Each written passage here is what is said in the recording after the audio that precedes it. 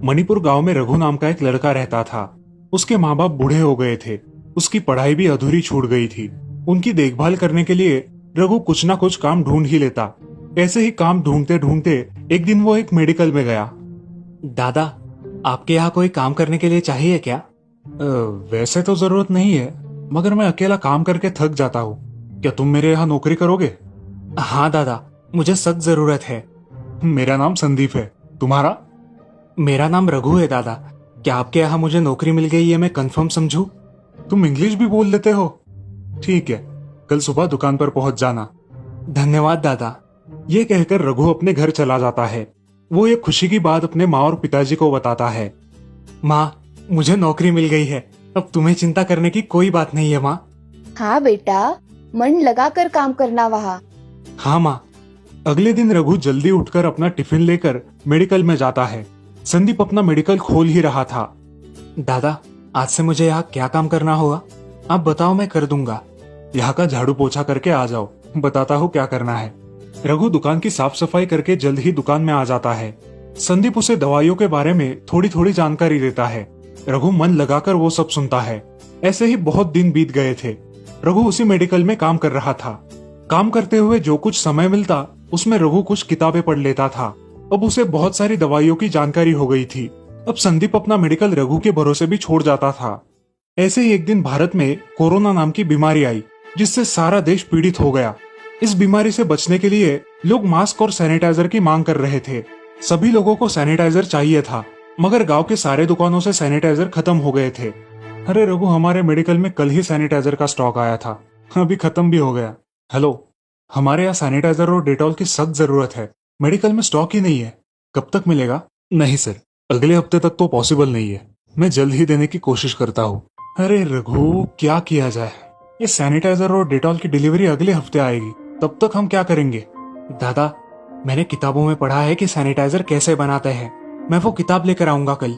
अगले दिन रघु किताब लेकर आता है, जिसमें सैनिटाइजर कैसे बनाते हैं इसकी पूरी जानकारी दी होती है। रघु, तुम्हारे पास इतनी महंगी किताबें कहाँ से आई? तुमने खरीदी? नहीं नहीं दादा, वो रद्दी वाला है ना, उसके पास अलग अलग किताबें होती है। उसी से मैं कुछ काम की किताबें खरीद लेता हूँ। वो मुझे 10 रुपए में कोई भी किताब दे देता है, और मुझे पढ़ने का शौक है तो मैं अलग अलग किताबें खरीद भी लेता हूँ। अरे वाह, ये तो बहुत अच्छी बात है। क्या सामान लगता है सैनिटाइजर बनाने के लिए, बताओ जरा। दादा, alcohol, aloe vera gel, tea tree oil, lemon juice और 1 चम्मच पानी, इतना ही है दादा। ये सब मिलाकर सैनिटाइजर तैयार हो जाएगा। चलो, हम बनाएंगे। रघु अब सैनिटाइजर की सामग्री इकट्ठा कर लेता है और सैनिटाइजर बनाना शुरू करता है। देखते ही देखते रघु सैनिटाइजर बना लेता है और उसे एक बड़े कैन में भरकर रख देता है। संदीप उस सैनिटाइजर की एक छोटी बोतल लेकर लैब में जाता है और लैब में उसकी टेस्ट करवाता है। टेस्ट के रिजल्ट पॉजिटिव आते हैं और वो सैनिटाइजर इस्तेमाल करने के लायक होता है। ये सुनकर संदीप बहुत खुश होता है और अपने मेडिकल में वापस आता है। रघु, हमारा सैनिटाइजर बहुत अच्छा है, रिपोर्ट्स अच्छे आए हैं। अब से तुम इसे बनाकर बेचोगे। सच में दादा, आप सच कह रहे हो? हाँ रघु, और उन पैसों से तुम तुम्हारी अधूरी पढ़ाई पूरी करोगे। चलेगा ना? दादा, मैं आपके ऋण कैसे चुकाऊं? कुछ बनकर। अब रघु काम करने के साथ साथ अपनी पढ़ाई भी पूरी करता है। रघु खूब पढ़ाई कर कर बड़ा डॉक्टर बनता है और मरीजों की सेवा करने के लिए हमेशा तत्पर रहता है। वो संदीप ने की मदद कभी नहीं भूलता। इस कहानी से हमें ये सीख मिलती है कि कोशिश करने वालों की कभी हार नहीं होती। कोशिश करने से हम बड़े से बड़ा मकाम हासिल कर सकते हैं। शारजापुर नाम के गांव में रघु नाम का एक इंसान सिलेंडर की कंपनी में काम किया करता था। वो हर रोज अलग अलग जगह पर जाकर सिलेंडर डालता था। एक दिन ऐसे ही वो गांव में टहल रहा था, तभी उसकी नजर गांव के बहुत सारे होटल्स पर पड़ी। उन होटल्स को भी सिलेंडर्स की जरूरत पड़ती थी, मगर सिलेंडर बहुत महंगे होने के कारण वो खरीद नहीं पाते थे। अरे, ये लोग तो सिलेंडर का यूज भी नहीं करते। अगर मैं इन्हें छोटे सिलेंडर बेचूं तो? रघु अब छोटे सिलेंडर बेचने का बिजनेस शुरू कर देता है। सिलेंडर कम दाम में मिलने के कारण लोग भी उसे खरीदते थे। अब रघु गांव में बाकी लोगों को बड़े सिलेंडर बेचा करता था और जो छोटे सिलेंडर है वो गांव के ढाबे वालों को, ठेले वालों को बेचा करता था। रघु ने उसके धंधे के साथ एक मशीन भी खरीद ली जो बड़े सिलेंडरों की गैस निकालकर छोटे सिलेंडरों में भरा करती थी। ऐसे ही बहुत दिन बीत जाते हैं और रघु अपना धंधा बहुत अच्छी तरीके से करता है। वो बड़े सिलेंडरों की थोड़ी थोड़ी गैस निकालकर अपने छोटे सिलेंडरों में भरता गया और अब गांव के लोग उस सिलेंडर को खरीदने लगे। ऐसे ही एक दिन, अरे भाई इस महीने तो मेरे घर का सिलेंडर एक ही महीने गया, हमेशा तो 2 महीने जाता है। आपने ज्यादा इस्तेमाल किया होगा इसलिए ज्यादा लगा होगा। क्या पता, अगली बार करके देखता हूँ। अब कुछ दिन बीत जाते हैं और रघु सरपंच के घर सिलेंडर देने जाता है। अरे आओ सिलेंडर वाले, इस बार तो मेरा सिलेंडर जल्द ही खत्म हो गया। ऐसे कैसे?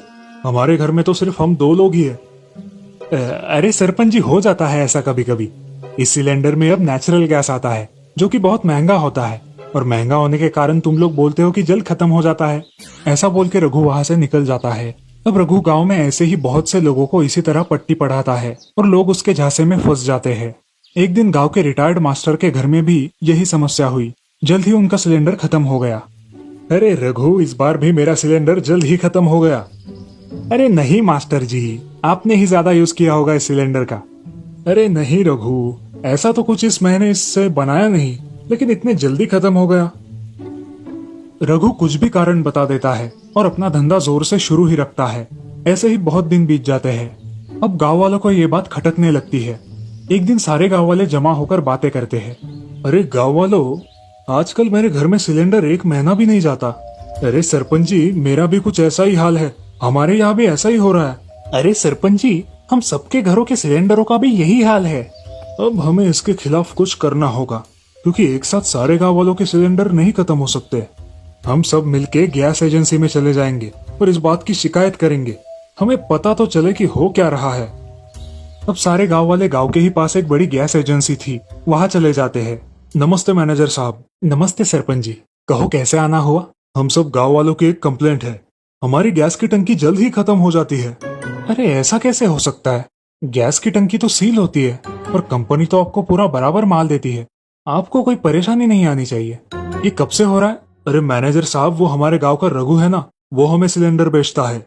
आपको सिलेंडर लेते समय कुछ सावधानियां भी बरतनी चाहिए, जैसे कि देख ले कि सिलेंडर का सील निकला ना हो, और सिलेंडर लेते वक्त आपके गैस की टंकी में कितना गैस है ये भी आप चेक कर सकते हैं। वो कैसे मैनेजर साहब? आपको गुनगुना पानी लेकर टंकी के बाहरी भाग पर डालना है, जिससे एक रिंग तैयार हो जाएगी जो आपको बता देगी कि टंकी में गैस की मात्रा कितनी है। और ये सब चेक करने के बाद ही आप सिलेंडर लेना, और उस डिस्ट्रीब्यूटर का नाम और पता जरूर पूछना, जिससे अगर आपको कुछ आपत्ति हो तो आप उस पर कार्रवाई कर सके। सब लोग गाँव आते हैं। ये रघु ही कुछ गड़बड़ कर रहा होगा, वरना अब तक तो ऐसी गड़बड़ कभी नहीं हुई थी। देखते हैं, हम सबको सावधानता से काम लेना होगा और हमें रघु पर नजर रखनी होगी। ठीक है सरपंच जी, मैं आज से उस पर नजर रखता हूँ। रघु अपने काम को इतने सफाई से करता है कि उसे लगता है कि उसकी चोरी पकड़ी ही नहीं जा सकती। वो अपनी ही धुन में रात के समय एक मशीन से बड़े सिलेंडर से गैस निकालकर दूसरे सिलेंडर में भर रहा होता है। उस दिन गांव का शाम ये सब चुपचाप उसके दुकान की खिड़की से देख लेता है। अरे बाप रे, हम तो बगल में छुरी और गांव में डिंडोरा करते बैठते। ऐसा तो ये हर रोज करता होगा। अब इसका भांडा फोड़ करना ही होगा। अब शाम वहाँ से चला जाता है और गांव के सरपंच के पास आता है। अरे क्या हुआ शाम, इतनी रात को आए हो? अरे सरपंच जी, बात ही ऐसी है। क्या हुआ है? सरपंच जी, हमारे गांव का रघु है ना, वो सिलेंडर देने वाला, वो गैस की टंकी में से गैस निकालता है और उसके छोटे सिलेंडर में भर के बेचता है। अच्छा तो ये बात है, रुको उसे अच्छा सबक सिखाते हैं। अब अगले दिन सरपंच जी के घर का सिलेंडर फिर से खत्म हो जाता है। सरपंच जी सिलेंडर के लिए फिर से नंबर लगाते हैं और अगले दिन रघु सिलेंडर लेकर सरपंच जी के घर आता है। अरे रघु, ये सिलेंडर की टंकी तो बहुत खाली लग रही है। नहीं सरपंच जी, मैंने बोला था ना कि ये नेचुरल गैस है, इसलिए बहुत हल्का होता है। अरे इसका तो सील भी नहीं है, सील निकाल दिया क्या तूने? ऐसे बिना सील के सिलेंडर नहीं होता। अरे सरपंच जी, आप तो जानते हैं कि यहाँ के रास्ते कितने खराब है, आते आते सिलेंडर का सील टूट जाता है। अच्छा, इसका भांडा फोड़ कर ही दूंगा। सरपंच जी अब घर में जाकर गुनगुना पानी लेकर आते हैं और उस सिलेंडर पर डाल के देखते हैं। तभी सिलेंडर के बीचों बीच एक रिंग तैयार हो जाती है और रघु की चोरी पकड़ी जाती है। रघु बहुत डर जाता है। सरपंच जी बिना वक्त गवाए गांव वालों को बुलाते हैं और गैस ऑफिस के मैनेजर को भी फोन कर देते हैं। माफ कर दो सरपंच जी, गलती हो गई। चोरी करने वाले को माफी बिल्कुल नहीं। तभी पुलिस और उनके साथ मैनेजर भी आता है। पुलिस रघु को पकड़कर ले जाती है। धन्यवाद मैनेजर साहब, आप हमारे लिए इतने दूर आए, आपका बहुत बहुत शुक्रिया। धन्यवाद की कोई बात नहीं, ये तो मेरा कर्तव्य है। मगर आज के बाद आप सब गांव वाले सतर्क रहिएगा, ठीक है? मैं चलता हूँ। इस कहानी से हमें ये सीख मिलती है कि जिंदगी में कभी भी लालच नहीं करनी चाहिए, उसका नतीजा हमेशा गलत ही निकलता है। स्वर्णपुर नाम के राज्य में बापू नाम का एक मछुआरा रहता था। वो अपने परिवार के साथ बहुत खुश था। उसकी दो बेटियां थी, एक का नाम था संगीता और दूसरी का नाम था सारा। संगीता का स्वभाव बड़ा ही दयालु था। वो अपने पिता के सारे काम किया करती थी, मगर उसके विपरीत थी उसकी बहन सारा। उसका स्वभाव बहुत ही अलग था। वो किसी से ढंग से बात भी नहीं करती थी और खुद को बहुत ही सुंदर समझती थी। घर की पूरी जिम्मेदारी संगीता पर ही थी। सारा, जरा यहाँ आओ, मुझे तुमसे कुछ बात करनी है। हाँ बोलिए पिताजी, जल्दी बोलिए, मुझे जरा काम है। बेटी, इस घर में सिर्फ संगीता ही काम करती है, तुम क्यों नहीं उसकी काम में मदद करती? क्या ये फिजूल की बात करने के लिए आपने मुझे यहाँ पे थमा के रखा था? मैं आपको एक बात बता दूं, ये आलतू फालतू के काम मैं नहीं करूंगी। आपको करना है तो करो, मुझे मत बताना। क्या बोल रही हो, पता है तुम्हें सारा? हाँ पता है, अब मैं बाहर जा रही हूँ। ऐसा कह के सारा बाहर चली जाती है। बापू को उसके बर्ताव का बहुत बुरा लगता है। वो अपने काम पर निकल जाते हैं। ऐसे ही बहुत दिन बीत जाते हैं, मगर उसके स्वभाव में कोई भी परिवर्तन नहीं आता। एक दिन उसके पिताजी बहुत बीमार हो जाते हैं और बिस्तर पकड़ लेते हैं। अब उनकी देखभाल संगीता ही करती है। बदकिस्मती से उसके पिताजी कुछ दिनों बाद गुजर जाते हैं। अब उनके घर में कमाई का कोई जरिया नहीं रहता। संगीता और सारा के खाने के भी लाले पड़ते हैं, लेकिन अब संगीता अपना दुख छोड़कर बाजार में अपने पिताजी का कारोबार चलाने लगती है। संगीता खुद ही मछली तालाब से पकड़कर लाती और बाजार में बेचा करती थी, लेकिन इस काम के बारे में उसे ज्यादा कुछ पता ना होने के कारण उसे बहुत परेशानी हो रही थी। लेकिन फिर भी वो बहुत मेहनत किया करती थी। उन दोनों का घर का गुजारा होना बहुत मुश्किल हो रहा था। ऐसे ही एक दिन संगीता ने सारा से कहा, अरे सारा, मुझे ये मछली पकड़ने के काम में तुम्हारी मदद लगेगी। मुझे अकेले से नहीं हो पाएगा, क्या तुम मेरी मदद करोगी? मैंने तुम्हें कितनी बार बताया है, मुझे काम मत बताया करो। मैं तुम्हारा कोई भी काम नहीं करूंगी, तुम्हें करना है तो करो। अगर ऐसा ही रहा तो मैं क्या करूंगी? मुझे अकेले से नहीं हो पाएगा ये सब, मैं क्या करूं? ऐसा कह के संगीता बहुत उदास हो जाती है और रोने लगती है। ये सारे लोग ऐसा समझते हैं कि मेरा जन्म काम करने के लिए हुआ है, मगर मुझे तो कोई राजकुमार लेके जाएगा और तब यही लोग मेरे हाथ पांव जोड़ेंगे। ऐसा कह के सारा अपनी खूबसूरती निहारती रहती है और खुद को बहुत महान समझने लगती है। ऐसे ही एक दिन संगीता मछलियां पकड़ने के लिए तालाब पर जाती है। बारिश होने के कारण संगीता तालाब पर जाते जाते भीग जाती है और अब ठंडी के कारण मछलियां पकड़ने में सक्षम नहीं होती। जैसे तैसे वो थोड़ी बहुत मछलियां पकड़कर उन्हें गांव में जाकर बेचती है। मछलियां बेचकर वो घर चली जाती है। उसे तेज बुखार चढ़ जाता है और वो लेट जाती है। तबीयत ठीक न होने के कारण वो खाना नहीं बना पाती। तभी सारा उसके पास आती है और बोलती है, ए संगीता, आज क्या हुआ है तुम्हें? खाना क्यों नहीं बनाया तुमने? सारा, मुझे ठीक नहीं लग रहा, इसीलिए मैंने खाना नहीं बनाया। आज के दिन तुम ही खाना बना दो। तुम क्या मुझे मूर्ख समझती हो? मैं खाना वाना नहीं बनाऊंगी। घर में कुछ फल है वो खा लूंगी, तुम तुम्हारा देख लो। अरे ऐसा मत करो सारा, कुछ तो बना दो। ऐसा कह के सारा कुछ फल खा लेती है और संगीता अकेले ही भूखी सो जाती है। अगले दिन संगीता की हालत भूख के मारे बहुत खराब हो जाती है, मगर सारा उसकी तरफ ध्यान न देकर बाहर चली जाती है। अब संगीता लड़खड़ाते हुए उठती है और मटके में से पानी पीती है और उसी हालत में मछली पकड़ने तालाब पर जाती है। वहां जाकर अपने पिताजी की याद में वो रोने लगती है। तभी उसे किसी की आवाज सुनाई देती है, संगीता, संगीता, मैं हूँ। कौन है?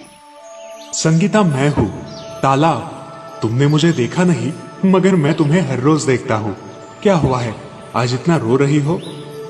क्या तुम बोल सकते हो? हाँ, मैं बोल सकता हूँ। मैं एक जादुई तालाब हूँ। क्या करूँ तालाब, ये गरीबी और मेरे बहन के स्वभाव के कारण मैं उब गई हूँ। संगीता अपनी सारी कहानी तालाब को सुनाती है।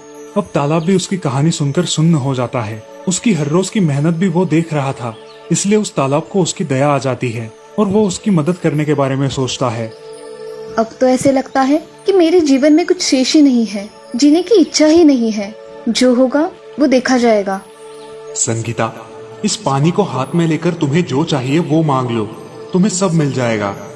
हे जादुई तालाब, मुझे और मेरी बहन के लिए साल भर का अनाज चाहिए। क्या तुम मेरी ये इच्छा पूरी कर सकते हो? संगीता, तुम्हारी ये इच्छा पूरी हो गई है। तुम्हारे घर पे साल भर का अनाज पहुंच गया है। अब तुम्हें और क्या चाहिए संगीता? मुझे और कुछ नहीं चाहिए जादुई तालाब। तुम हर रोज सिर्फ मुझसे ऐसे ही बातें किया करना जिससे मुझे दोस्त मिल जाएगा अपना सुख दुख बांटने के लिए। ठीक है संगीता। अब संगीता घर चली जाती है और देखती है तो उनके घर में ढेर सारा अनाज होता है। अनाज देखकर संगीता बहुत खुश हो जाती है और उस अनाज से कुछ खाना बना के खा लेती है। तभी सारा घर आती है। संगीता, ये सारा अनाज कहाँ से लाया है तुमने? जमा किए हुए पैसों से लेके आई हो क्या? संगीता अब चुपचाप खड़ी रहती है और उसकी बात को अनसुना कर देती है। अब सारा को बहुत गुस्सा आ जाता है। नहीं बताना है तो मत बताओ, मुझे क्या। सारा बड़े गुस्से से वहां से चली जाती है। सारा का ये बर्ताव देखकर संगीता बड़ी चिंतित होती है। अगले दिन संगीता तालाब के पास चली जाती है। बोलो संगीता, क्या हुआ है? आज भी बड़ी चिंता में लग रही हो। हाँ जादुई तालाब, मुझे मेरी बहन की बहुत चिंता हो रही है। मैं उसके स्वभाव का क्या करूं? वो मुझसे ठीक से बात ही नहीं करती और खुद ही में मशगूल रहती है। हाँ, पता है तुम्हारी बहन का स्वभाव। तुम ऐसा करो, तुम उससे झगड़ा करके अलग घर में रहने के लिए जाओ, जिससे उसे तुम्हारी कीमत पता चले। मगर मेरे पास दूसरा घर नहीं है जिसमें मैं जाके रह सकूं। तुम जब घर पहुंचोगी तब तुम्हें तुम्हारा नया घर तुम्हारे पुराने वाले घर के पास ही मिल जाएगा। उसमें सारी सुख सुविधाएं भी होंगी, जिससे तुम आराम से जीवन व्यतीत कर सकोगी। धन्यवाद तालाब। अब संगीता घर जाने के लिए निकलती है। घर पहुंचकर देखती है तो उसके घर के पास एक बहुत बड़ा आलीशान घर होता है। उस घर को देख संगीता बहुत खुश हो जाती है। वो अपने पुराने घर में जाती है और सारा को ये सब बताती है। सारा, चलो उठो, हम दोनों के लिए कुछ खाना बनाओ। क्या बोल रही हो तुम? तुम्हारी अकल ठिकाने पे है ना? मैं और खाना? हाँ तुम। और कौन है इस घर में जिससे मैं बात करूंगी? चलो, आज का खाना तुम ही बनाओगी। मैं खाना नहीं बनाऊंगी। नहीं खाना बनाओगी तो इस घर से निकल जाना। मैं क्यों निकलूं? ये मेरे पिताजी का घर है। निकलना है तो तू निकल। संगीता अब उसका बर्ताव देखकर बहुत दुखी होती है और वहां से निकल जाती है। वो अपने नए घर में रहने के लिए जाती है। अब सारा अकेले ही उस घर में रहने लगती है, मगर उसे खाना बनाना ना आने के कारण उसके खाने के लाले पड़ते हैं। अब वो उदास रहने लगती है। संगीता सारा पर नजर रखे हुए थी। एक दिन संगीता खिड़की से झांक कर देखती है तो उसे सारा एक बेड पर सोई दिखाई देती है। संगीता को लगता है कि उसकी तबीयत ठीक नहीं है, इसलिए वो जल्दबाजी में तालाब के पास चली जाती है। हे जादुई तालाब, क्या मैं मेरी बहन से मिल सकती हूँ? उसकी तबीयत खराब है, ऐसा मुझे लग रहा है। संगीता, कल तक रुक जाओ, बाद में देखो तुम्हारी बहन का स्वभाव कैसे बदल जाता है। ठीक है तालाब, तुम मेरे सच्चे दोस्त हो, जो कठिन परिस्थितियों में भी मेरे साथ हो। दोस्त बोला है तो इतना तो करना ही पड़ेगा। अब संगीता वहां से चली जाती है और अगले दिन का बेसब्री से इंतजार करती है। अगले दिन सारा जल्द ही उठकर घर का काम करते हुए दिखाई देती है। ये देखकर संगीता सोच में पड़ती है। ऐसा कैसे हुआ? संगीता अपने बगीचे में टहलने जाती है। अचानक उसे देख सारा भागती हुई आती है और संगीता, मुझे माफ कर दो। मैंने तुम्हारे साथ बहुत बुरा बर्ताव किया है, मुझे माफ कर दो ना। सारा, मैंने तुम्हें कब का माफ कर दिया है। तुम मुझे मिल गई हो, बस मुझे और कुछ नहीं चाहिए। संगीता, तुम अब कहाँ रह रही हो? मैंने तुम्हारे साथ बहुत बुरा व्यवहार किया है।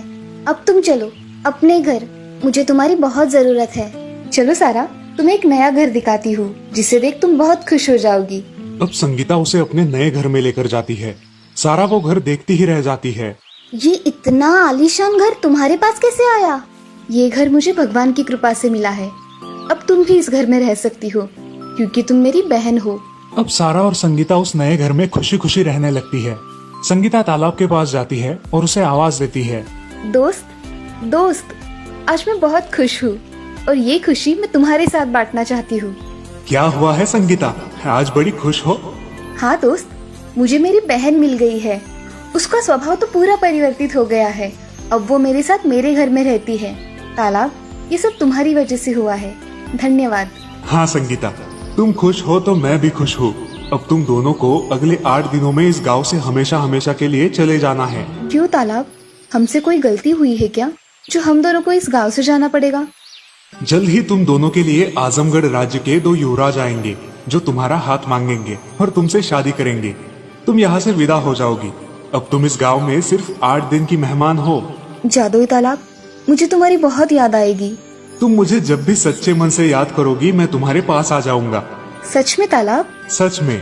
अब संगीता खुशी खुशी घर लौट जाती है और सच में 8 दिनों के बाद 2 राजकुमार घोड़े पर सवार होकर संगीता और सारा के घर के पास आते हैं। अब उस बड़े राजकुमार को संगीता बहुत पसंद आती है और दूसरे राजकुमार को सारा पसंद आती है। जी आपके घर में कोई बड़े हैं? मैं उनसे बात करना चाहता हूँ। नहीं, हमारे घर में कोई बड़ा बुजुर्ग नहीं है। हम दोनों बहनें ही हैं इस पूरे घर में। आपको जो बात करनी है आप मुझसे कर सकते हो। हम दोनों यहाँ हमारी रानियों की खोज में आए थे। हम दोनों आजमगढ़ के राजकुमार हैं और हम हमारी रानियां खुद पसंद करते हैं। मुझे आप पसंद आई हो, क्या आप मेरी रानी बनोगी? और क्या आप मेरी रानी बनोगी? मुझे आप पसंद आई हो। हाँ। अब वो दो राजकुमार दोनों बहनों को अपने साथ अपने राज्य में लेकर जाते हैं और वहाँ उनकी धूमधाम से शादी की जाती है। अब संगीता और सारा खुशी खुशी राजमहल में रहने लगती है। इस कहानी से हमें ये सीख मिलती है कि कठिन समय में होश से काम लेना चाहिए। जो भी संकट आए उसका डटकर सामना करना चाहिए।